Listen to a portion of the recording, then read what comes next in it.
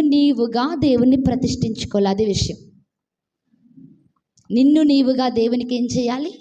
ప్రతిష్ఠించుకోవాలి. అంటే దాని అర్థం ఏంటో తెలుసా? నేను లోకస్తురాల్ని కాదు, నేను దేవుని దానను. స్తోత్రం చెప్పరే.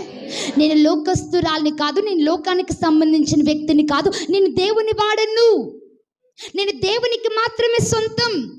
నా హృదయం దేవుని సొంతం. నా చేతి పనులు దేవుని కొరకై ఉండాలి.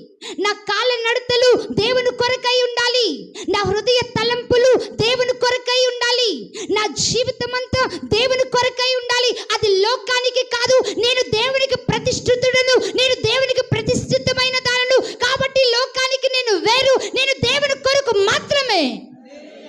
హల్లెలూయా, హల్లెలూయా. ఇది ఎవరిలో అయితే ఉంటుందో వారు నోట ఏమి వచ్చినా ఆ మాటను దేవుడు తప్పిపోనేవాడు. అది స్తోత్రం.